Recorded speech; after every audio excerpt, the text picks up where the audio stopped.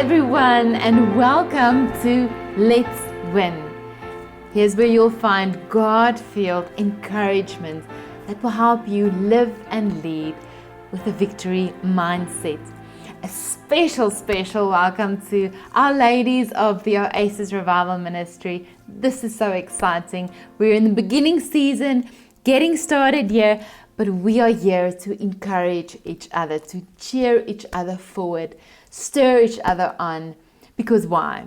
We were created to overcome, designed to thrive, and called to win at life. And here is where we encourage each other to do just that. Last week, Daniel shared a little bit about staying in the presence of God, and we had a look at that. And this week, we're just continuing on that theme of the presence of God, the promises of God, and where He's taking us. And the question that we asked on Sunday was, what do you choose? What do we choose? Do we choose instant relief or easy relief in the moment? Or are we pursuing the things of God that might be in the unknown or in the unfamiliar? Are we choosing the familiar or the unfamiliar, where God is actually taking us? And that's where we're just going to stand still a bit today and just explore a little bit around that. I had something in my heart that I trust will encourage you, will help you, will give you a tool when we're in these moments. You know, and we're not speaking about massive life-changing career decisions. These could be everyday things. These could be big decisions that you have to make. But sometimes God is moving us step by step on this journey into the promised land. It could be one step at a time, and each one of those steps requires us to be obedient, requires us to make a decision between holding on to the familiar and taking that one step forward into where He's taking us, the long run, the end journey, the land of Canaan, for example. And He's set us each on our own individual journey, and at every point we have to make these kind of decisions. Will I hold on to what I see? Will I use my senses? Will I use my what's the right word I'm looking for? Will I use my logic to make this decision because it seems right? It seems the right thing to do according to everyone and stats and all these things. I'm making the right decision. Or will I trust God? Because where He leads us is unfamiliar. Now, it could be just simply needing to start something new, needing to buy something new, big, small, whatever, something that you need to sell, something that you need to start, something that you need to release, something that you need to speak up about, something that you need to do for someone else, conversation that you need to have with people. Could be those kind of things. But right now, this feels right, and I'm just going to stay with it because it's sort of the easy way out. And that's what I want to challenge us with today. When you're in that moment, needing to make a decision or needing to take a step, whose voice are we listening to? And this is the question.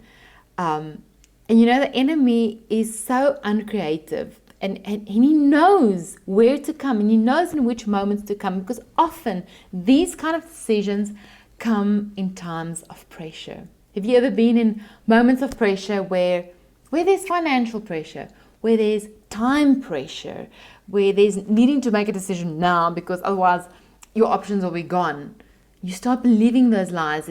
It's now or never, or it's now. There's pressure, and often in those moments we have to make these kind of calls. If you think back where it all began, where the first lies entered our minds, is in the Garden of Eden, where God placed Adam and Eve in a garden of extravagance, in a garden of abundance, in a garden of choice, in a garden of provision. He had met their every need that they could possibly have. He put them in a place of perfection. They had many trees to eat from. They had communion with God. They walked with Him in the cool of the day. They were like Him, created in His likeness. They had everything they could possibly need. And yet, there was a moment where Eve fell for a lie. And the temptation came, and the enemy said, the devil said, did God really say? Did God really say this? And that tension, Daniel spoke about a tension that comes into our hearts, and an unsettlement that enters into your heart when you're outside the presence of God. Now she fell for the lie because she felt, she believed that suddenly that which God gave them, the presence, everything they had, she was missing out on something. It wasn't enough. There was something more. The lie was there is something more. The truth is God's presence is always enough. God's presence, there's fullness in His presence of everything we could possibly need.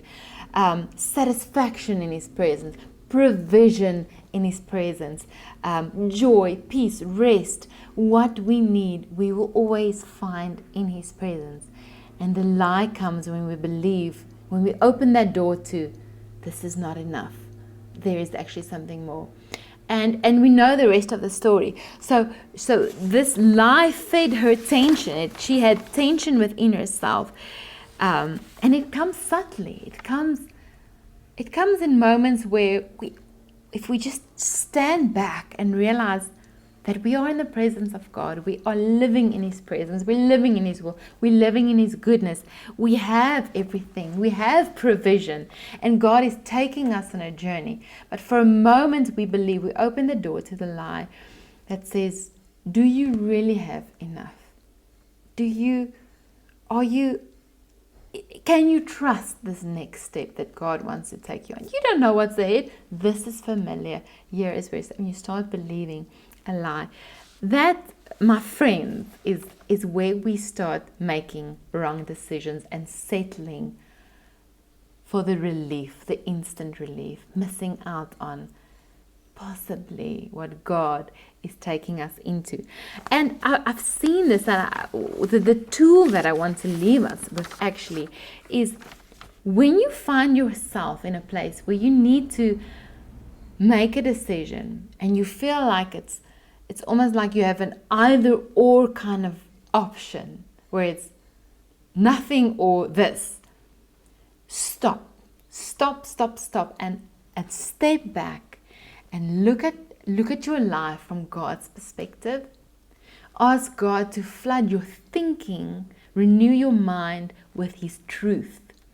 Because the truth is, in His presence is provision. In His presence is fullness.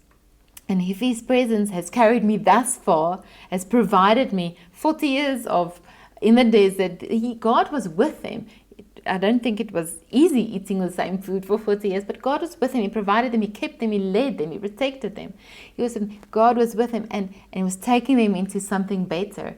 He was leading them. So if you come into those moments, we need to now cross that Jordan, stop and ask God to show you what's the truth. The truth is always in His presence. There's fullness. It's never outside of His presence. It's never outside of His presence. There is where you'll find tension, uneasiness, and the searching of something inside. So, which Daniel spoke about on Sunday. So I want to encourage you, stop and ask God to flood your eyes, flood the eyes of your heart with truth. Truth. And that's where you will realize, listen, I am in a garden of abundance. I am in God's presence. I have choices. I have His fullness. All right. And then I wanted to also just help us as women when we interact with our children. I often see this in my kids. When there's something that they're longing for in their hearts, what often happens is they become so absorbed with that one thing. They become like eagle eye focused in on that one specific need that they so desperately want, that they sort of just forget about everything else. They focus on this item, whether it is cricket shoes or whether it is a new bat or whatever it could be, a clothing item or something that is a need, that they desire. They become zoned in and lose focus of where they're at. It's like there's an unhappiness that covers them, that absorbs them, and sort of an unfulfillment and an unsettling and unease that comes. But if you step back and teach them through that, realize, listen, this is what we have as a family. This is what you have. These are the opportunities you have. These are the luxuries that you have. This is what you can be grateful for. And we just sort of give them perspective of them living in the presence of God, living in God's goodness, living in His promise. Step back and realize, hey, we're on a journey. Those things will come, but let's take the right steps. Let's take the steps in God's presence. He's leading us into fulfillment. He's leading us into, He sees the desires of your heart, and we're on a journey here. Let's not focus in on this either or situation. Let's not settle for the now. So often our kids would be saving us for something, and we have to remind them that when they want to buy something, we have to remind them, hey, if you spend that money now, that's a quick fix. That's a relief, a quick relief, and then you're gonna take even longer to get that thing that you are saving up for. And these are principles we teach our kids. Another example, just quickly, I thought of with the more little kids is often during Christmas holidays. There's always this the leftover Christmas food comes home, and we always like to keep it for the next day when we all sit together and we can all dish up and we almost have a whole nother feast again. But then they're eager and they want to go and raid the kitchen and raid the fridge and go eat little bits all throughout the day. And I have to say, stop. We're keeping that for later when we're all together, and then we can sit around outside and have a meal together. Don't ruin your appetite almost with a quick fix. And that's just something we can impart to our children. So carry this over to your kids and help them realize, like, listen, we are living in the presence of God. We're living in His fullness. We're living in His goodness. He is good for us. He's taking us on a journey. And let's trust His process. Let's trust that it doesn't always pan out exactly like we want, like we're thinking, like our timing. But let's trust His process. Don't take the easy route out and forfeit what's coming. Don't take the exit route and fall short. There's a very well-known hike along the Eastern Cape or Southern Peninsula, and I know it has these exit routes before you get to the end where they can come and help you and take you out, but you don't get to your destination if you take the exit route. You don't get to that. Oh, this is God's promise. This was Him all along. Don't take the exit route, friends. God's got a plan for each one of us. When you feel that pressure of the decision, when you feel that pressure of the moment, step back, stop. Ask God to flood the eyes of your spirit, the eyes of your heart with truth, so that you can see you are in a garden of provision. You are in a garden of abundance if you're in the presence of God. And stay there. Friends, I hope this has encouraged you. Let's win.